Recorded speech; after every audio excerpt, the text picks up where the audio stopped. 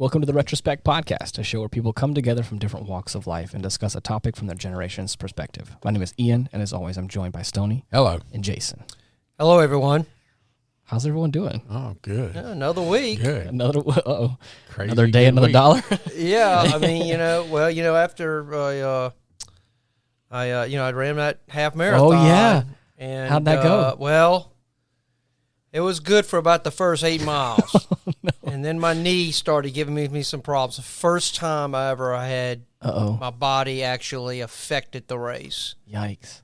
And Yeah, that wasn't all that affected the race, though, either. Yeah, well, I tried. Uh-huh. But, the funny thing is I kept up with this young lady that had kind of caught up with me. And she was probably about, I don't know, maybe in her early 30s. Okay. And Hence the other thing that affected the race. Yeah, well, she caught up and we started talking and she was a chiropractor. Oh, wow. Of all things. Right. But, and her name was Mallory. Oh, wow, okay. And there you go. And I had to bring to him Yeah. the coinky-dink of, Miranda being a chiropractor and your fiance being Mallory. So. Yeah, it was the funniest thing. So she kept, I was starting to falter about mile 8 for whatever reason. I mean, I was trying to keep up with the young I said 8 miles, I was doing a very good clip, and then all of a sudden just things started kind of breaking down on me. Uh-oh. And but she came up on me and she, kept trying, nice as could be, putting her hand on my back saying, you got it, keep going. And I said, look, I've been doing I this. I can't do this. I said, I can't maintain the pace I'm going. I'm going to have to slow down. Right. I said, I'll catch up with you at the finish no. line. So she kept on going. She was running like a gazelle. And, but I managed to finish it in just under 2 hours, hour and 56 minutes. Okay, there you go. That's is that amazing. is that an okay time for you, like normally? Anything under 2 hours is that's awesome. Is sufficient for me. But So I think I got up to the fastest I was around a 7:10 pace. There you go. But that was in the early parts. Okay. Of At least the you race. didn't. At least you weren't like. I mean, I'm not to say like Yeah. you didn't fail by any means. No, I It's didn't. like, yeah, I mean, yeah, I had you're to doing start. good. Well, I had to start You didn't walking. come in last. I didn't. No, I didn't come in last. There was a lot of people behind me, but otherwise, it was a great day. Weather was beautiful, and it was for a great cause. That's awesome. Mm-hmm. What a fun time. Yep. Awesome. All right. So, but yeah, good week. Cool stuff. I heard Stoney. I heard you had some. I have a little news. Have a little yes, news. thank you for remembering. Right. Let us know. Yes, absolutely. I would like to let the listeners and you guys know at the same time that Miranda and I went to the CPA this week, and she let me know that I have enough money in the bank that I can actually stop working now and not have to work for the rest of my life. Wow! Look out! That's incredible. Isn't that amazing? What you gonna do? What you gonna do with yourself? Really good news. The little small caveat to that is I have to die Wednesday by 10 a.m. or I'm in trouble. Oh, Stoney, come on. Okay, there you go. I don't my know. God. You had me going there for I a little did. bit. Okay. At least you have enough till the next pay period. Yes, right? There you go. What do they say? 75% of Americans right now live paycheck to paycheck. I believe it. So That was a nice little chapter of my life where that was 100% the case. Dang, Stoney, I was fixing to come to you for a loan. No, hey, all right. Stoney's bank account. That's right. There was a point in time where I used to always joke there was like a tip jar when I was a barista, and I always said, "You want to donate to the struggling barista fund?" They always got a kick out of that. Well, Did they leave you good tips? I mean, every now and then, a couple dollars my way, which is always nice. What was the biggest tip you ever got as a barista? There was one nice older lady that was always a regular, was always super nice, and I always, obviously, whenever customers were always super nice to me, or were always, especially like whenever like it was busy or like times were tough, like in the store. Anytime someone was usually nice, I always try to go out of my way for them. Sure. If you're gonna come to me with a bad attitude, it's kind of hard for me to extend that You want to match olive branch, energies. Yeah, match And so a energies. lot of times, like, we had a handful of customers that were just always so kind and always just so generous and always there. And there was one time in particular where, like, I just seeing this older lady and was just super nice, and it brightened my day up. And we got to talking after, like, I helped her get some stuff into her car or something. And I just kind of vented for a second. I was like, hey, it's been really rough. It's been hard. And, I'm not going to lie to you. Like, it's been that kind of time or whatever. And then she gave me $20 right there on the spot and was like, oh, wow. And okay. Like, that was probably the biggest, and she was like, we're outside the store right now. And as me talking to you as a friend, I just want to give this to you, not as anything, like, I'm not trying to fix anything. I'm not trying to say anything with this. I just want you to know, like, you've been nothing but kind to me, and I want you to. That's nice. That's nice. And I was like, nice. and I'm telling you, like, I held it together in that moment, but I went to the back and I was like, trying not to cry. I was like, holy shit, dude. It was crazy, but yeah. Well, I've said a couple of times on the podcast here, and I even actually, in a conversation today, I asked somebody what the best drug for a human being is. Right. And the best drug for a human being is actually another human being. Mm-hmm. And we know this with some drugs can take you to the highest high and the lowest low. Well, a human being can come into your life and help you attain great things in your life, and it can drag you down to the worst lows. Mm-hmm. And it just depends on whether it's from God or from the devil. And that lady was just one of those people that was, and you were for her too at the same time. Right. You blessed each other. Right. And it was a magical moment, and I've talked about moments before, and you just kind of don't want to lose those moments in your life. But speaking of moments, we have another moment today that I would like to talk about. No. Well, before we continue, hold on. Before we continue, all right, go ahead. The only thing I was going to say was usually a lot of times during like the holiday season, people were always like a little extra generous. Yep. It was always the thing. Everyone always trying to.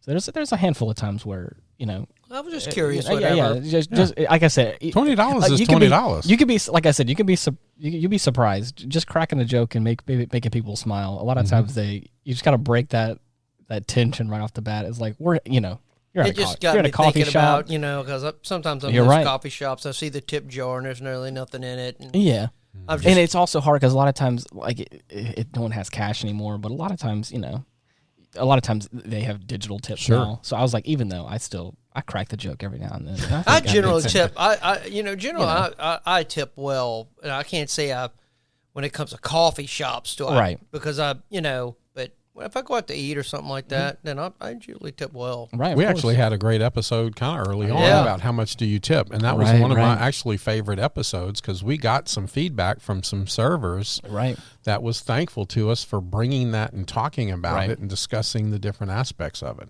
That's why I always joked about it because I was like, I always found it hard to like hold much merit in the tip jar that I had at the coffee shop I was for because I also got paid a paycheck. So I was like, I got paid like a regular wage, and it was okay. So all that was just supplemental. I would just joke if anybody wanted to be generous because it would help me out. But at no point was ever going to be like, oh, they didn't tip, I can't. Right. But I understand in a restaurant setting, very different. Well, I think it's kind of funny now. You can go through McDonald's drive-through and they have a tip jar in the window. Yeah, you're right. Everything is going to be run by AI anyway. Here. Yeah, right. Well, okay, let's go ahead and stop that right there. Yeah. Oh man. Okay, another conversation. Exactly. But I think I would really like to come to a conversation today. Yes. Because this is a first. Obviously, every topic so far is a first for the Retrospect podcast. Right. But we also have another first today. And this is our first birthday episode. Right. And Ian, I would like to wish you a happy birthday. Thank you. Happy birthday, Ian. We have some, and what was awesome about that was normally you want to bless somebody on their birthday, but Jason and I got blessed because Ian made his famous chocolate chip cookies and made so a special batch of them for us. I did. And well, I mean, I'm not gonna.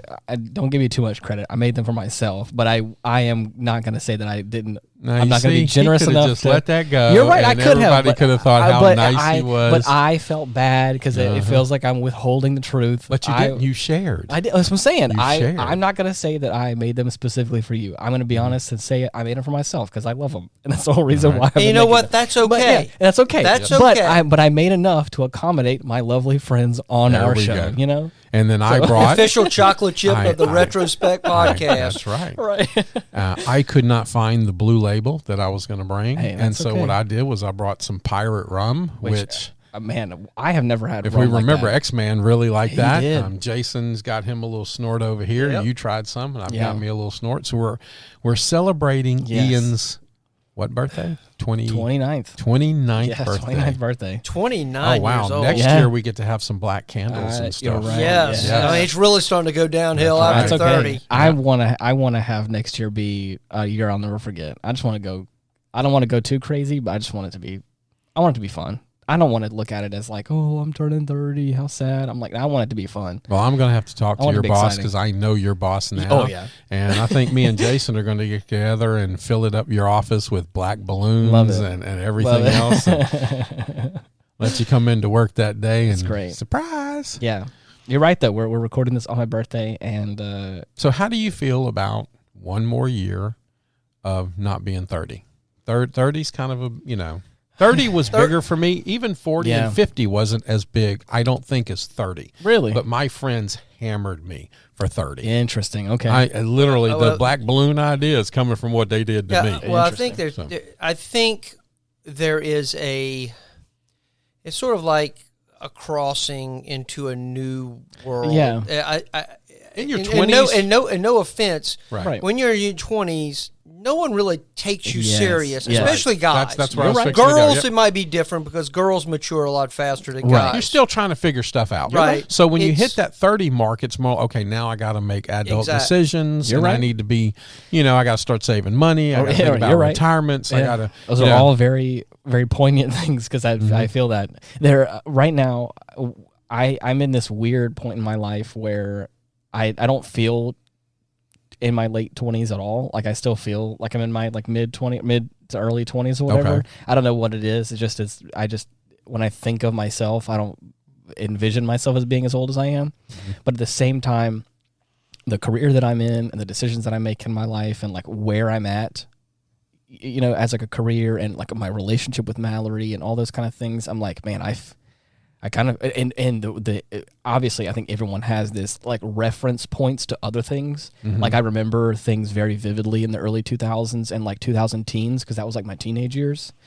So like there's a lot of those things that are nostalgic for me, and like a lot of the kids that are now turning 18-ish right now that are kind of young adults, they were born when all those things were happening. Right. And so I'm like, whoa, this is kind of tripping me up. It's those kind of things. There's like those cornerstones of like, whoa, maybe I am older than I think I am. Well, you and X-Man started the hashtag Stony for President.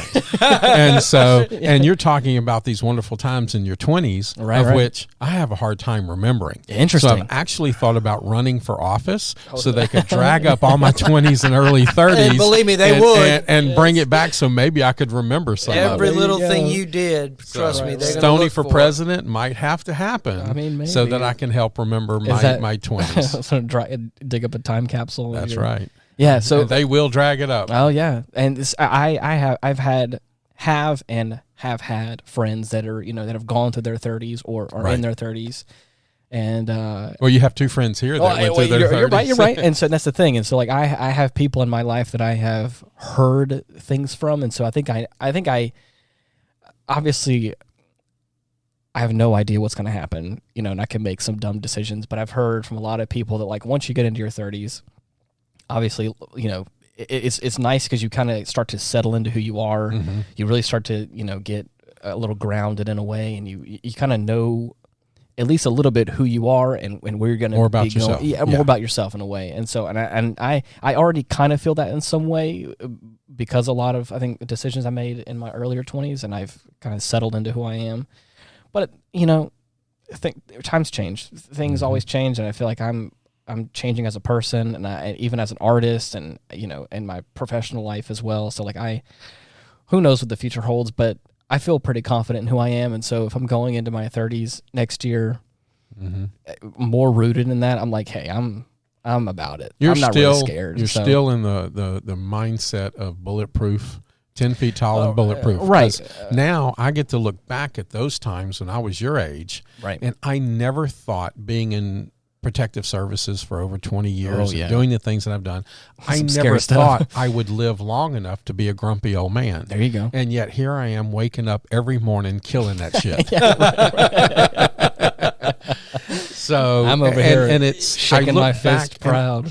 I look back at it, Ian, and I don't envy you, but I like watching the young man, and now the man going into his 30s and enjoying you. Right. And I am privileged to have that in my life, and I really appreciate that. Right. I think I've surrounded myself with good people, and I feel like I have a good head on my shoulders.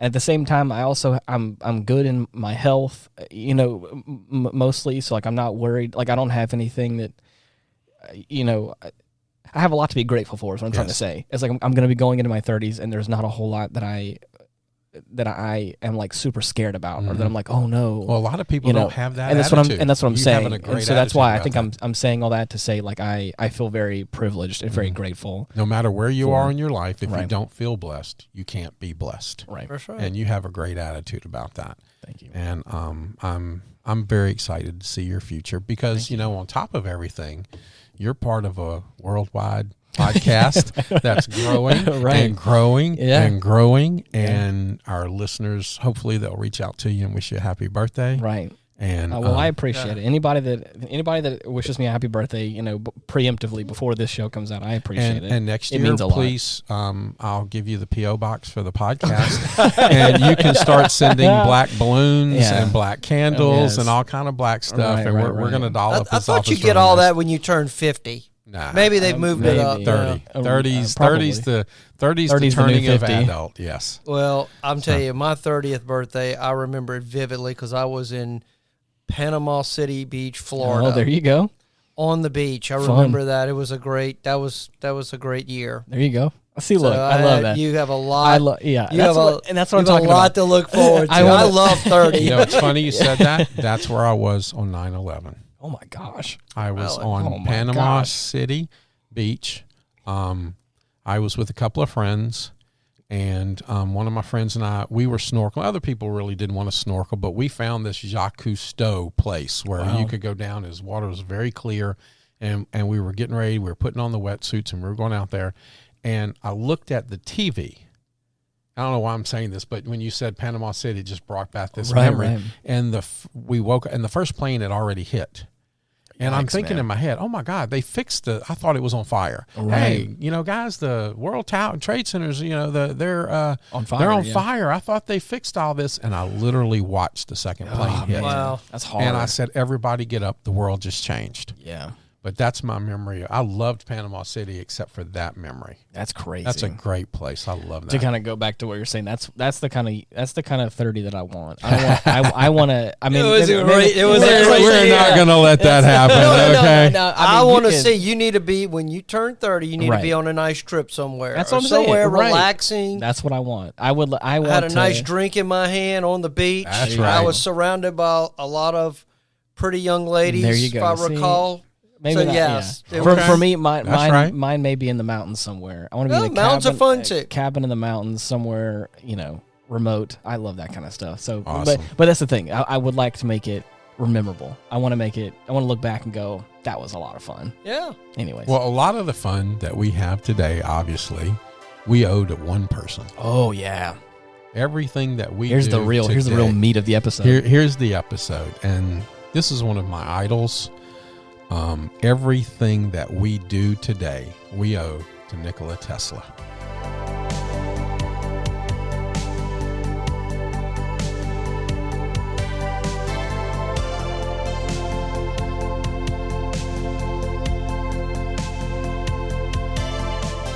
Absolutely everything. That's crazy. The energy that we use, the motors that we use. I found out in even researching this man for this episode, and I thought I knew a lot about him. Right. I feel the same way I think you're about to say. When you look at even the one-way valves that we use in everything today, the sewer systems, when you have a septic tank, have a one-way valve on it so the water doesn't back up. All of them are mechanical, except for one. And Tesla invented a non-moving part one-way valve. Right. This is how smart that man was. Yeah. And the battles that he had to get all of his patents and things like that, and then to have people take advantage of it. Right. it's insane. Now, of course, Ian, if we notice that Jason over here has his big wad of research here. Right. I actually have I printed some stuff out. Right. Just when I found that out, I got to find out something new about a man that I had done. Because I was really delving into this episode. I think for what Tesla represents, for him to die a pauper. Yeah. And no money and on the verge of losing his mind. Right. Because he had so many things. We did an episode on Arthur Stilwell a while back. We called that Poo Poo Coffee and Brownies. right. Which was a great episode. People are still talking about that one. But we found out that he spoke to brownies. Right. And he attributed his success to talking to these brownies or fairies. And he says, when I listened to them, I made ungodly amounts of money. The couple of times I didn't listen to them, I lost everything. I don't know if y'all know this about Tesla, but he could build everything in his head or in the lab, and it would still work 100% the way he built it in his head. Right. But all of his ideas came in flashes. Yep. Yeah, that's right. Flashes in his head, and then he would start building the whole process in his head. Right. And I'm thinking, what kind of brain power is that? Right. Well, for especially for that time. They estimated his IQ to be anywhere between 160 and 310, I believe. Oh my gosh. So, he was one of the smartest people to ever exist. I mean, I can't even fathom somebody with that kind of intellect. Yeah. I mean, they really kind of talk their own language. Right. They don't talk the same language that normal people do. No. Right. And that was one of the things he had a hard time convincing people to understand what he was trying to do. Even when he was talking about the free energy, everyone thought, because at the time he was thinking about passing energy to be able to run machines, because at the time that's all they had was big machinery. And they didn't realize that he specifically said, and he invented all of this. He said, we're going to be able to transfer information. Yep. Right. Power. He had the first remote control boat in a lake. That's right. That nobody believed. This was in the 1800s. If they believed it was at Madison Square Garden. Yes. And everyone didn't believe it. At that point in time, from what I did some research on that moment, they thought that either he was using magic, witchcraft, telepathy, or that they thought a little monkey was trained inside of it. And I was like, that's so but great. He even said, we're going to be able to transfer energy. He even used music. Yeah. And literature. What do we do now on our cell phones? You're right. We transfer movies and music. So, even the cell phone, we owe to him. That was his idea. The radio waves was his idea. He had a huge battle with some cat in Europe about who actually invented the radio wave. Right. Yeah, that was Marconi, I believe. Marconi, yeah, that's right. And he had the patent for it.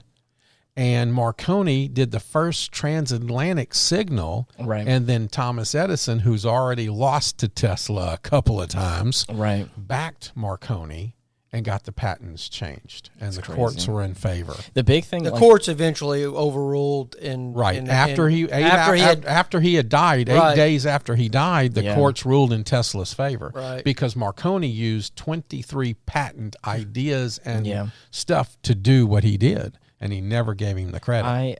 The big thing I love about Tesla, from learning about him in the past and then learning about him more for this episode, I love the fact that he is a person after bettering science and never about the money. And that was what I think inevitably led to his downfall in a way, was not focusing on the money or on the patents, and also the logistics side. Well, of even his stuff. when he first invented AC or made it better, Thomas Edison said, "You're an idiot."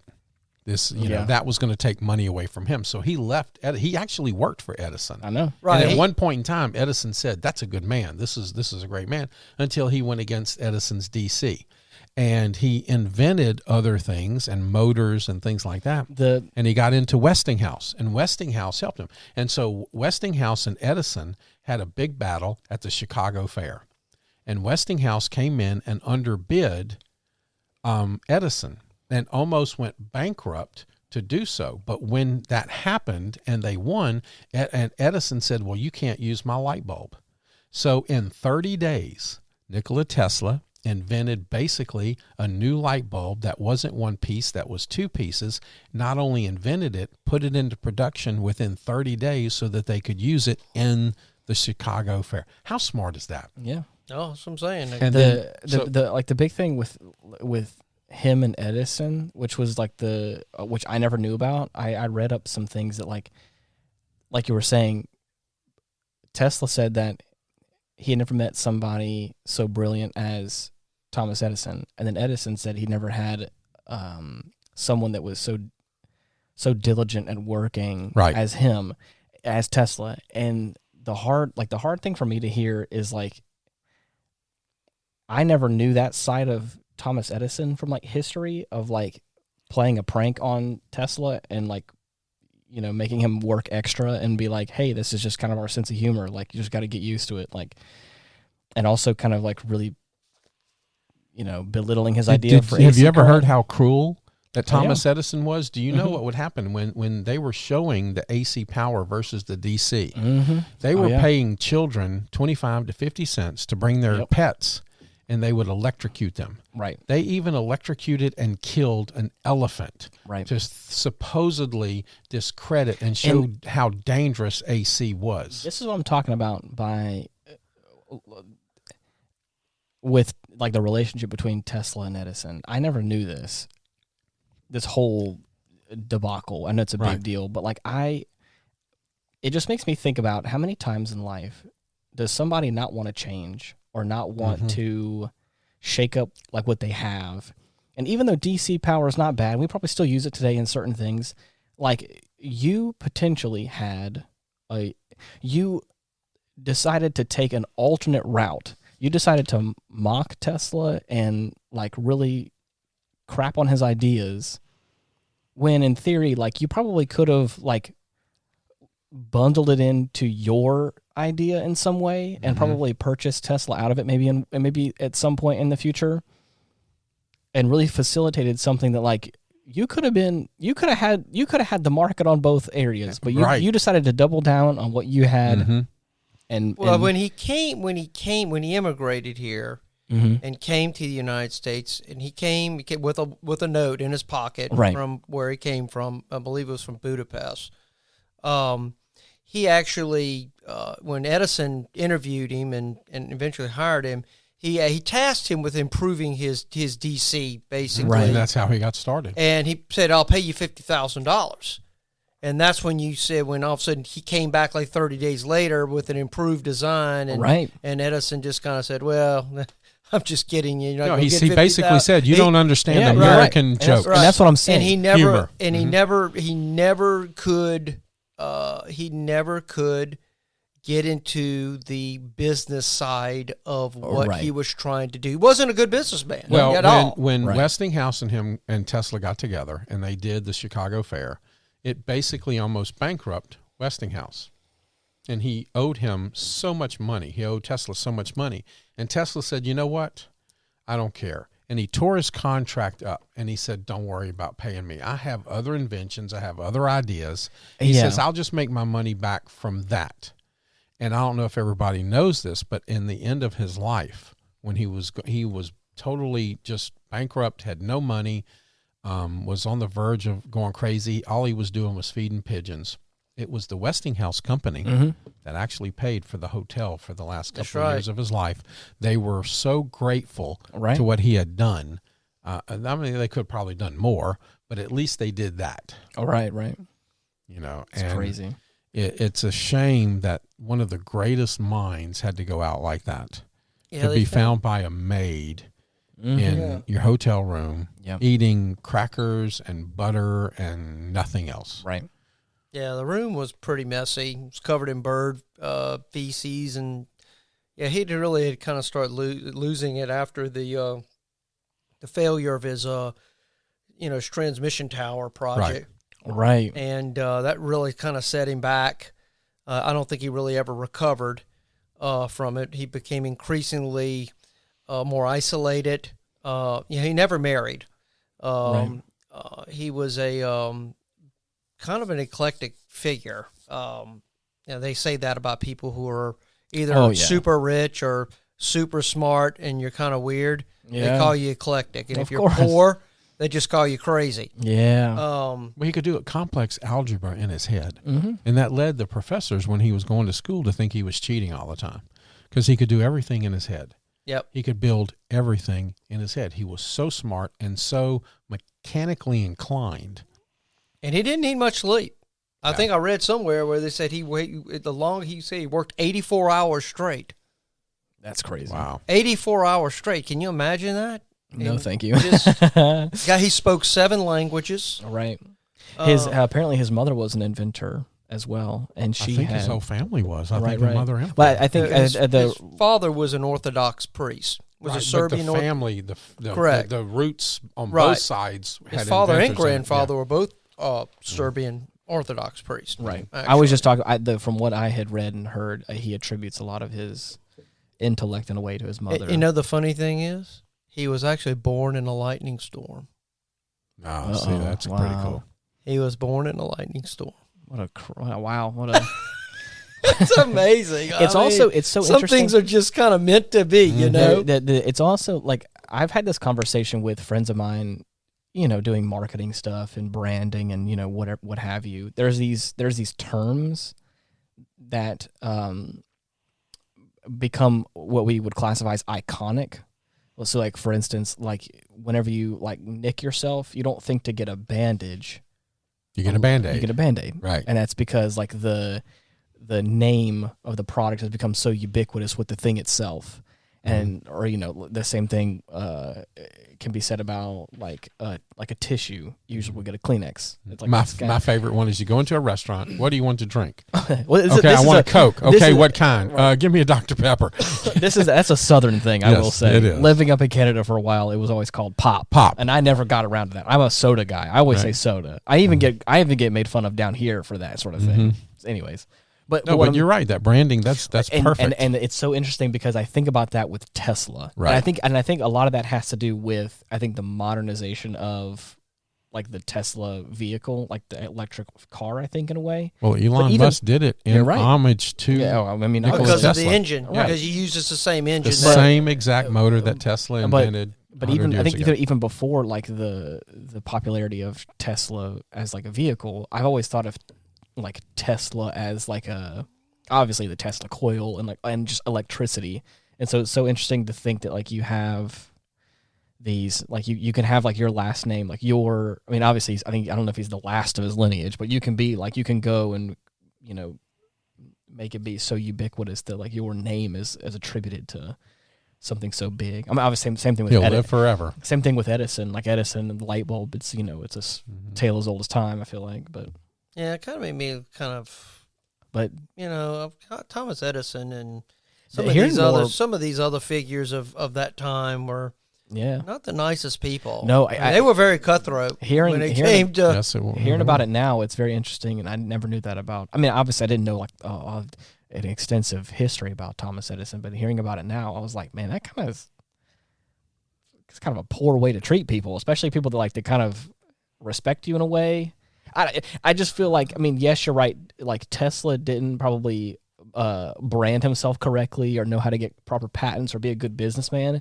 But it's also like the people that are around him also didn't, or I guess the people that he looked up to or were associated with him also didn't do a great job of like encouraging him in a way. Right. It's like, because it's like, it's hard to, not only is it hard to probably get patents and, especially this time in history, but also to have like a mentor of yours go like, joke's on you, kid, and I don't know. I don't know. It's got to do something to your head. Yeah, it's got to do something mess you up to your head. Especially with someone like that probably is so much farther ahead, like intellectually than I don't know, comparing apples to oranges. But it sounds like Tesla. Edison may not have been as smart as that because it sounded like he was stealing everybody else's stuff. I think so. Well, maybe he was smart, but maybe he was smarter stealing other people's stuff. I think he was probably scared more than anything else. Yeah. He saw Tesla as a threat and probably wanted to get rid of him. And that's the point that I was making a little earlier, is I feel like even if you consider this person as a threat, still, like I feel like it's an opportunity to be like, oh, I can pay you, and like we can make this like a cooperation instead of it just like a you versus me thing. Because then now again, AC is now the number one form of power in the world, and it's just like I just feel like you passed it up. You hear more about Edison than you do Nikola Tesla. Right. Even though Tesla had a much bigger impact, but because in America we focus upon business people, people that have kind of moved the world, so to speak. Especially in the 1800s. Especially in that Industrial Revolution era, and that's what carried on. But people like Tesla, who I would, he was a very spiritual guy. I mean, he the way he kind of viewed the universe and how it all worked and how it was all connected. But he was more into it. He was more into the actual. He was into help mankind. That's what I was exactly about to say. What Ian said earlier. Yeah, he didn't care about the money. He wanted to better mankind. Right. And he was glad to be part of that and take his place in that. And that's why he's being honored, I think, so much now. Right. I mean, just look at Netflix and all these. There's so many documentaries on him. Oh yeah. Because it's also something to. I don't know. I feel like it's also something to get behind. Like, I know people may have a different moral compass than I do, but when you look at like a situation like that, when there's a person who's like, I don't really care about all this other stuff. Like the thing is, it's so interesting to think about this, to think that he's so infatuated with his designs and with creating something new and progressing humanity forward that like he gets ahead of his own self. Like he can't get patents and he can't get things like locked down in the here and now because he's just so focused on what's going to happen next and like what his next invention is and how he's going to better and how power is going to be, all these big ideas and stuff, which is all great. And then it's like, but did y'all find out how that even happened with him, about having these flashes, where all that began? Did y'all pick that up? I picked it up. It's just the way he was. I don't know that I ever saw. Did you got something? Yeah, I've got some. I think is pretty interesting. But he was stricken with these blinding flashes of light, and it contained visions to solve problems. This actually started happening upon the death of his brother Dane. Yes, I remember. I heard about that. At a horse accident, and then right after the event, he starts having these visions, which I found very strange. It kind of reminded me of another person that I think we're going to talk about in another episode, is Edgar Cayce. Yeah, they both appeal to this same universal energy that supposedly was the source of everything. Right. So, I found that very interesting, that you have these very unique individuals that seem to have something very common. Right. Yeah. About them. But, this poor guy, the way he kind of went out, though, with the pigeons. Did y'all saw about the white pigeon, and supposedly he said he saw blinding beams of light coming out of the pigeon's eyes? No. That's what gave him the idea for the death ray. And the pigeon ended up, he felt that the pigeon was on his lap and died. Wow. And he said he felt that was a sign that his life work was over with. Well, but if you think about it, though, when he died, the U.S. government came in and took everything but the pigeon poo. Yeah, they did. They took everything, and who was it? Croatia or one? It was a nephew that was supposedly left all this stuff to his nephew. But Croatia or some country actually had to sue the U.S. government to get all of his stuff back to put in their museum dedicated to him, because the government, when they gave everything back but the death ray stuff. His nephew was the Croatian ambassador to the United States, and everything was supposed to go to him upon his death, but the U.S. didn't at first. They were forced to after the courts ruled in Tesla's favor, but they didn't supposedly give everything back. Right. One of the things about Tesla, when we've talked about it here a couple of times about extremes and things like that. This man loved humanity so much. He was willing to give all of his ideas basically to mankind, but he was also able to turn that and almost destroy Edison in a very short period of time. He was able to turn that energy, invented a light bulb, and did things, right. and was able to do things in such short order. Man, you don't want that turned against you. Oh. Edison's probably lucky to still have survived that. And that's what I'm saying is like, I'm just trying to think about, I'm trying to put this in the perspective of my own life in a way, like putting myself in Thomas Edison's perspective of like where I may have like poo-pooed an idea or like thought about something and been like, or even in this aspect of me and another person are kind of competing along the same lines. And like, how could we like come together and like, do things together instead of it being a me against him kind of thing, right? Or me against her, or whoever it may be. Because that's what it feels like. It feels like you have this big name, this like, I'm Thomas Edison, the inventor of the light bulb, and of course this young guy comes up and is like kind of taking your thunder, and you go like, I have to go around the country and like physically abuse animals to prove that his idea is unsafe, even though that is 100% not true. Well, I guess I could pull an Ian here and say, try to relate this to my life and be so glad that he didn't poo-poo that really good-looking guy's idea to have a podcast, because,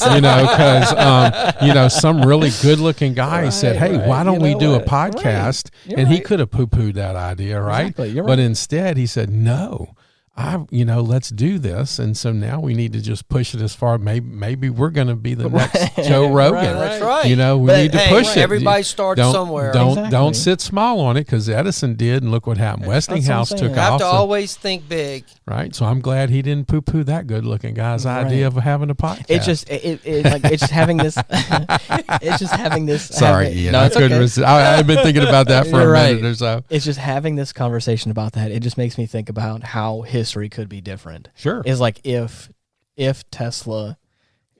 Nikola Tesla could have been, at least shown some compassion and given the opportunity to better humanity, even if he didn't want money, is like just given that space where like, even if you wanted to, Thomas Edison could have taken all the money. But Westinghouse did that. Westinghouse took him under his wing. But what I'm saying is I'm just saying you have this giant in history, and you have, because again, there's already this kind of like start off like this respect in some sort of way that then gets ruined over the course of some decisions that are made. Right. It's just thinking hypothetically, what if Edison would have been like, you know what? I respect the fact that you just want to better humanity, and I'm going to give you some money, but if you don't want it, it's cool, it's whatever. I know that's not how business works, but it's also like what could have happened if that kind of companionship could have like come together, and you have this like the face of a company like Thomas Edison, and you have like the brains of the operation, which is Tesla, who probably doesn't really want the glory or the fame or the money, but this person that does, that can then like make things happen. It's like, what could have happened in history? Because I feel like there's this point in history where like electricity felt like everything. They had all these big ideas. They want to have electric sidewalks. They want to have all these crazy things, and all these like, there was the potential for an electric car back then. No, there was a car. There was an electric car. That's what I'm saying. What I'm saying is like the potential to make that the mode of transportation, and then have all these like at least over 100-ish years, 150 years. You know what's funny about that is the car back then that they built, the electric car back then, got almost the same mileage that the cars do today. Well, so this is the point. This is what I'm talking about. That is what I'm saying is like, what could have happened if they could have set a standard and made electric cars back then, and then had 150 years worth of iterations and perfecting of this thing, instead of us now getting to this point and then now trying to perfect and iterate from here. You know what I mean? It's like those kind of ideas of like, what could automotive transportation look like today if those kind of things. That's where my mind goes with some of these kind of like crazy ideas. He wanted it, and we've touched on this same topic before. He wanted to give the world free energy. Yes. And that's what I'm saying. That is a paradigm shift in society. Right. Yeah. If you have free energy that you don't ever have to pay a utility bill, that anybody in the world could have it. How does that transform the world? Yeah. I mean, it completely transforms people. I mean, it almost eliminates poverty. Right. It eliminates hunger and all these bad conditions that exist throughout the world. I think the only thing that was kind of like disproven in a way is like wireless power in that regard, like over the air. I think from what I've heard, it was wireless transmission. Right. What he had. And I've heard that sometime like I think he tested that transmitting energy through radio waves, like transmitting information through radio waves is better than power.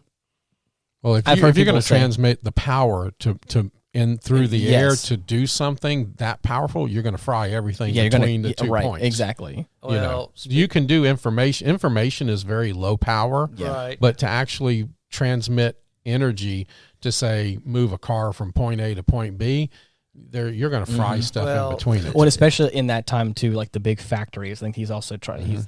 He had talked about, I think, providing energy wirelessly to those factories, and that would have been so much energy that anybody that. But he never talked about that. Right. Everyone else talked about that. Right. He said what he thought. I want to move music. I want to move information. Right. But people didn't see that. He saw the ability to make a cell phone. He saw the ability to do certain things. Right. And that's what I said earlier. He didn't have the social construct in his head to be able to present that to people because they had never seen it before. And he was too trusting. Right. All everybody else saw was this big machinery. This was the industrial age, moving locomotives, making these massive machines work in these plants. But like Ian said, what if things would be different? What's the guy Stanley Meyer who invented the water-powered car? Oh, yeah, right. And they killed him.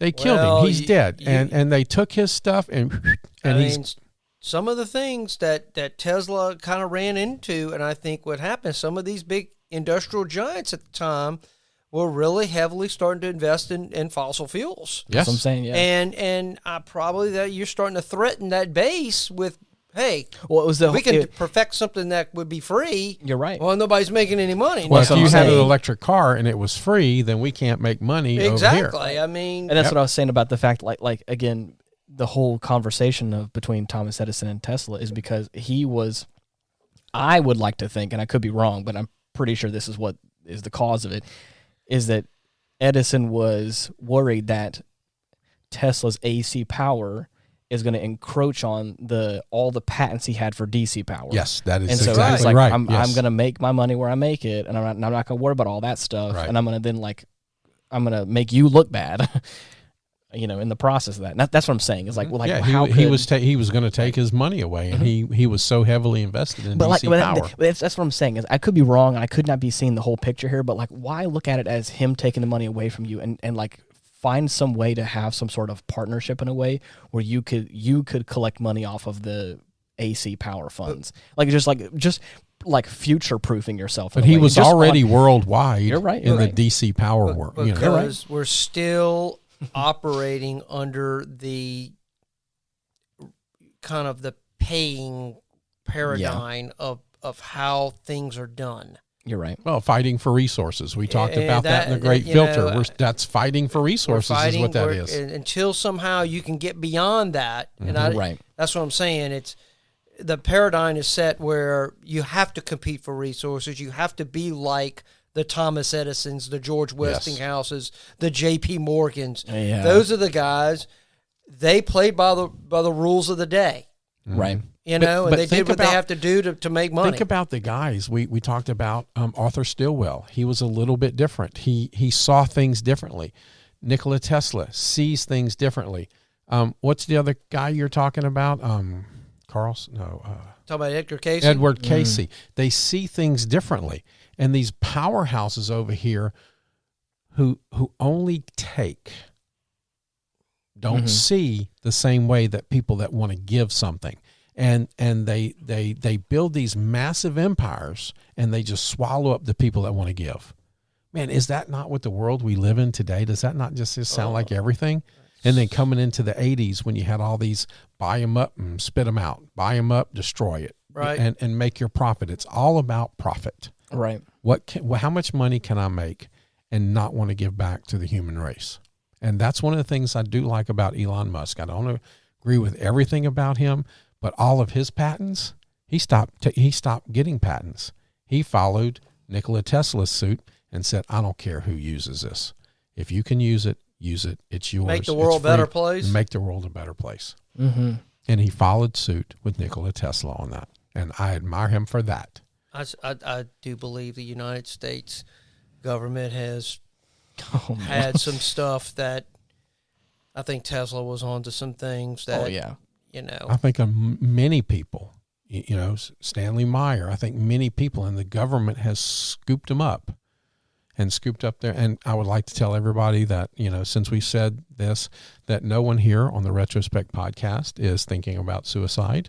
If we were to die in our, if we do a double tap to the back of our head or something and they deem it suicide, no one in the Retrospect podcast has ever contemplated Somebody suicide. better needs to do some investigating. Yes. Right. Investigating. All of a sudden, I just want you guys to know, if all of a sudden I turn up dead out of nowhere, something suspicious is happening. Something suspicious happened. Yes, thank you. Well, but speaking of his wireless transmission of power, when he went to Colorado Springs, you're talking about transmitting power over wirelessly. Right.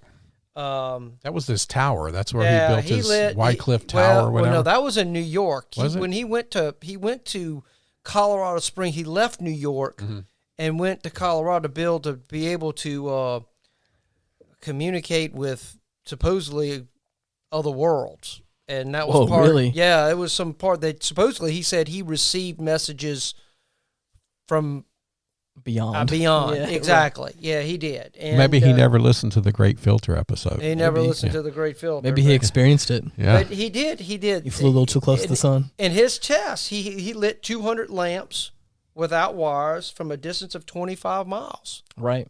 Mm-hmm. And I think a lot of that was transmitted through the ground. I think that's pretty incredible. Well, it was the ground and the air.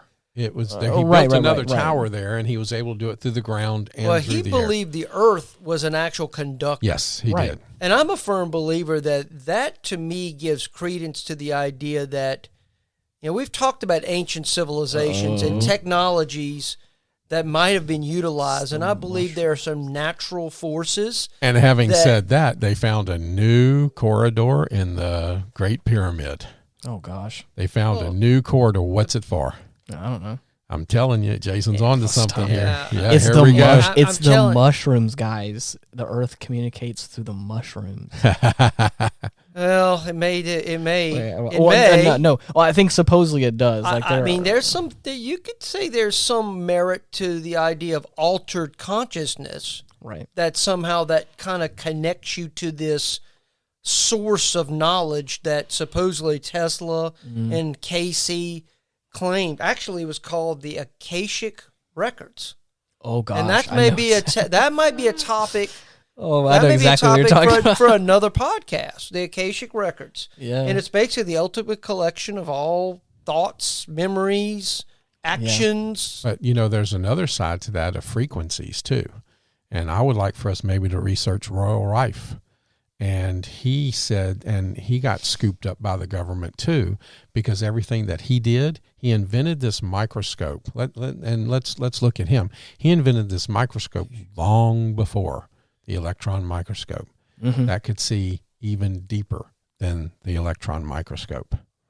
And he believed in frequencies, and he believed in these things, the Earth being a big frequency and healing frequencies and things like that. And he's another one that got cosmic energy. Tesla talked about that. It surrounds the Earth.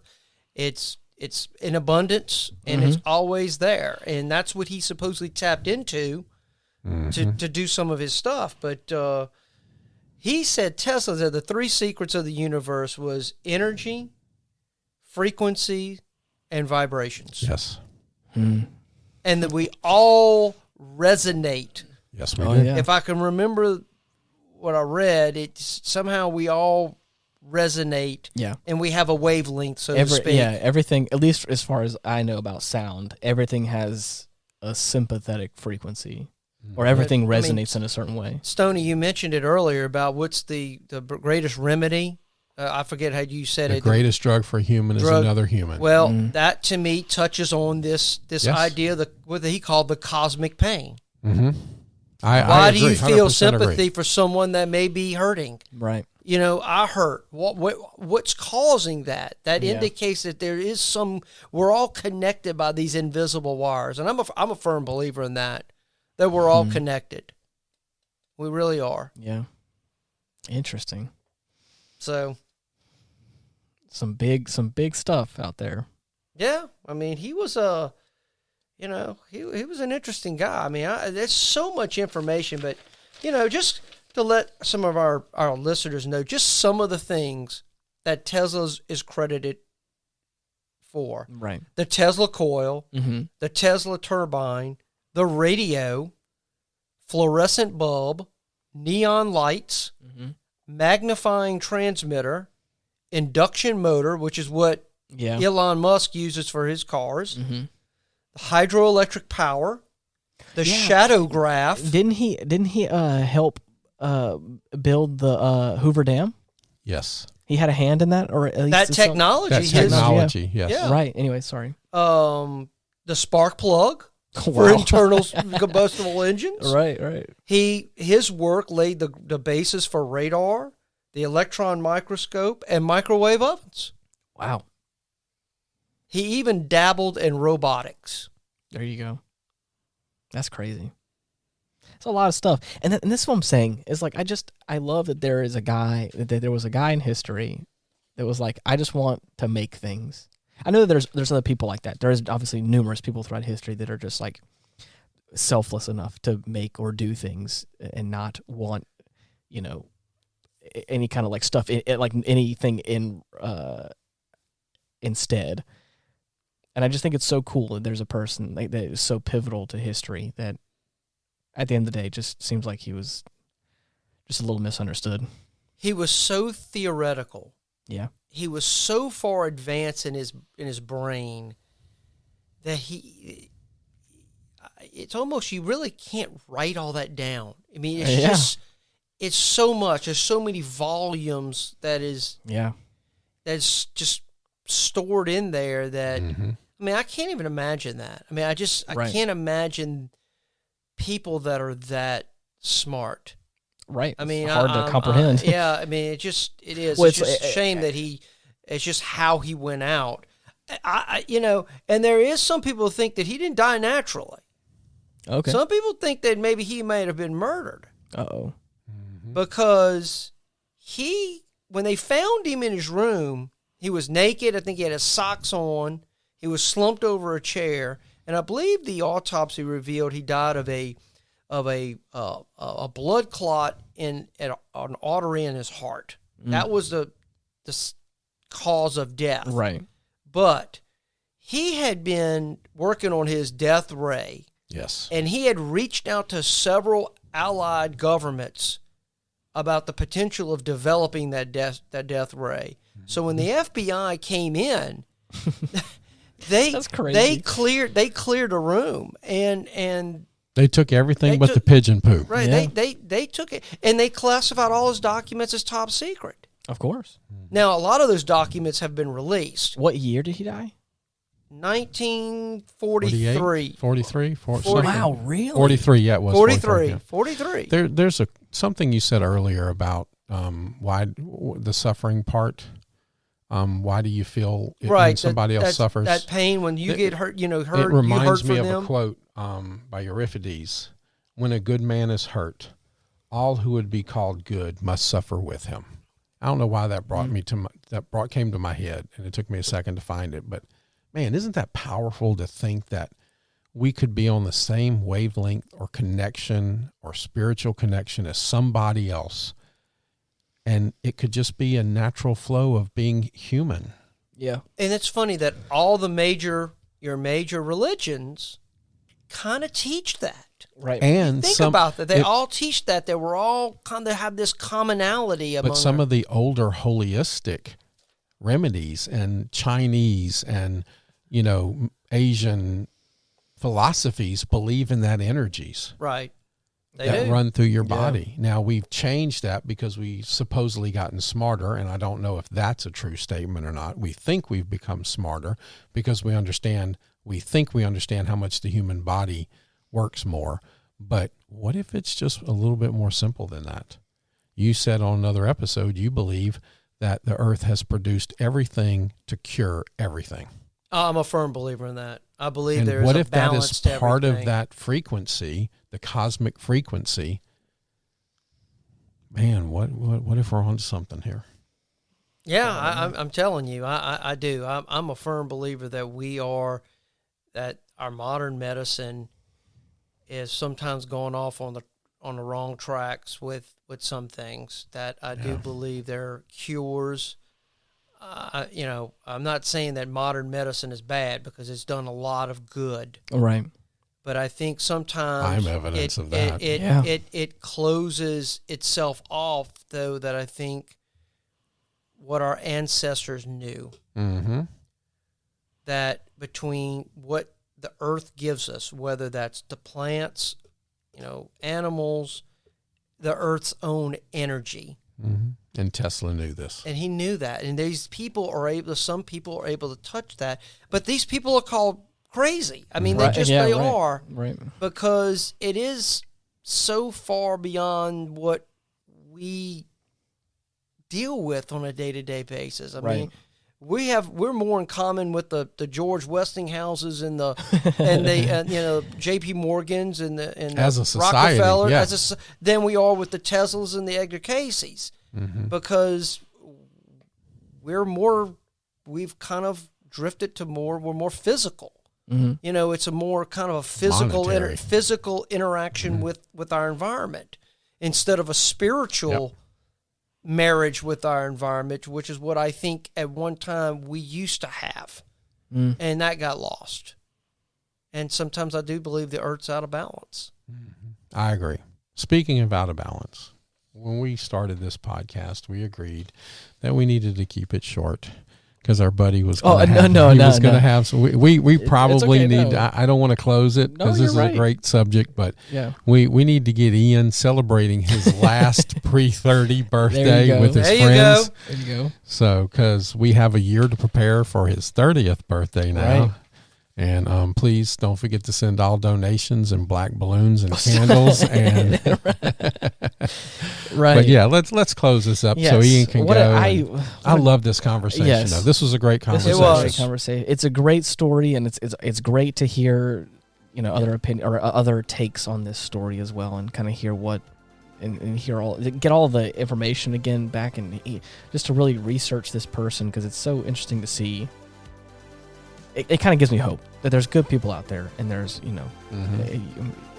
And we're going to try to bring you one good person a month, I think, maybe just something different, something in history, something that you haven't thought about in a while. Right. So bear with us while we try to figure out some good people. Yeah. I think we got a couple of them in the works. If you have any suggestions, you can reach out to us at facebook.com/retrospectpod, where you can also give us any kind of suggestions for interesting people you want us to talk about, or other topics or questions you want to ask us.